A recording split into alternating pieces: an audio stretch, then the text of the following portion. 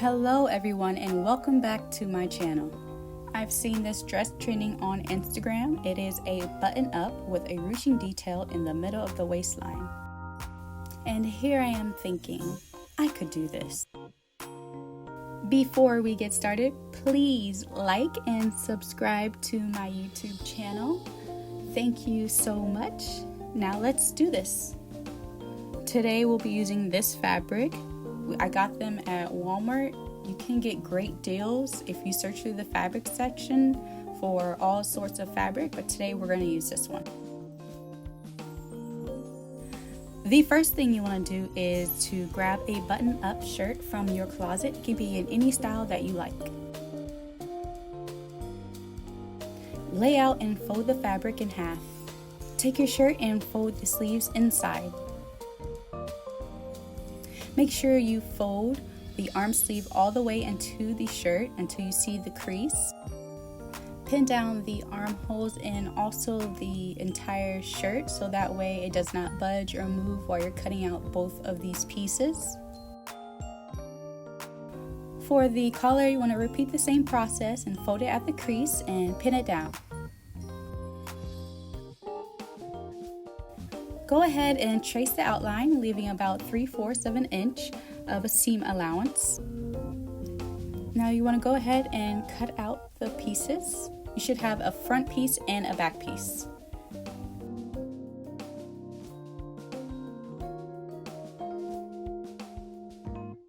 Sew the shoulders using the front and back piece together. You want to sew the right and the left side. Now for this part, you need to check your needle size and make sure that it is the right size for stretchy fabric, because if you do not have the correct size, it will break on you. Let's create the sleeves.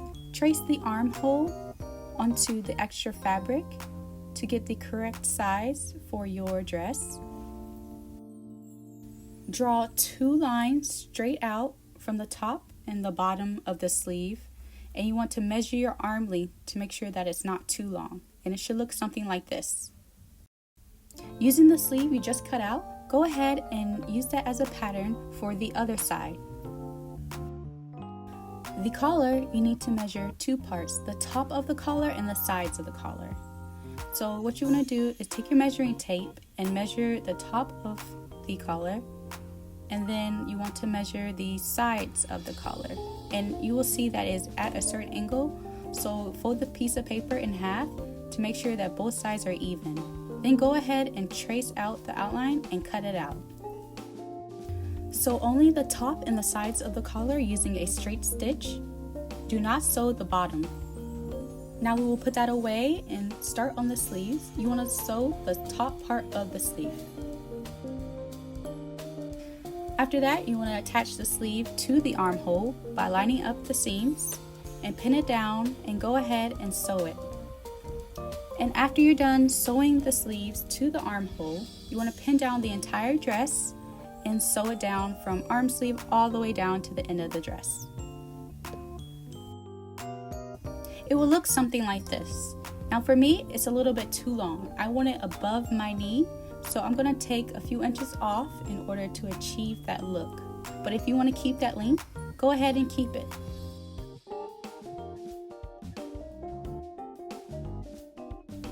Now be careful with this part. I free-handed it, which is dangerous to do because you may cut the other side of the fabric. So I suggest just folding in half, marking it, and then trace it. But for me, I like to make my life harder for some reason. After that, you want to go ahead and sew that piece that you folded back. Now let's switch back to the collar. You want to go ahead and flip that inside out, pin it and attach it to the neckline of the dress and sew it onto it. To add the ruching effect, there's 2 ways to do it. You can do it by hand using a hand stitch, and basically you pull the thread through and this will cause this crinkling effect that you want. The other technique that you can use is with your sewing machine. You put it on the widest stitch that it has, and then you sew 2 of those lines just like that, and then you pull it just like you would with the hand stitching, and it will give you that beautiful effect.